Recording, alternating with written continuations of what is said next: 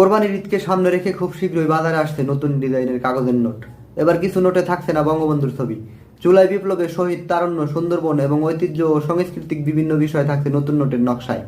Bangladesh bank সূত্রে জানা যায় 27 মে বাজারে আসছে 20 টাকার নতুন নোট, যাতে থাকবে কান্তজীয় মন্দির ও বৌদ্ধ মন্দিরের চিত্র।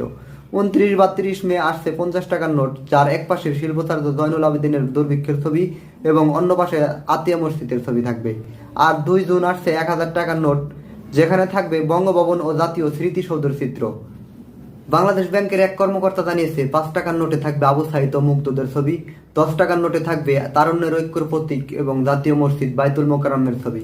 100 টাকায় থাকবে ইউনেস্কোর স্বীকৃত সুন্দরবনের চিত্রা হরিণ ও বাঘের চিত্র, যা সাবেক সরকারের বিদায়ের পর নোট রূপান্তরের প্রতীক।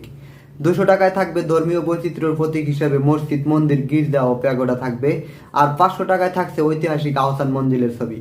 এ বিষয়ে বাংলাদেশ ব্যাংকের মুখপাত্র ও নির্বাহী পরিচালক আরিফ হোসেন খান বলেন, নতুন নোটের ডিজাইন ইতিমধ্যে চূড়ান্ত হয়েছে।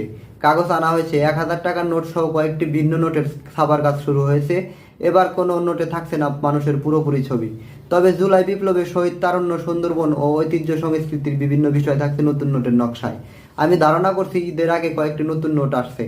জানা যায় গত আগস্টে মাত্র 15 দিনে নতুন নোটের নকশার চূড়ান্ত প্রস্তাব করা হলেও তা বাস্তবসম্মত ছিল না, কারণ নকশা, কাগজ, নিরাপত্তা উপকরণ সহ সবকিছুতে বিদেশি অংশগ্রহণ লাগে এবং দরপত্র সহ পুরো প্রক্রিয়ায় প্রায় 5 থেকে 7 মাস সময় প্রয়োজন।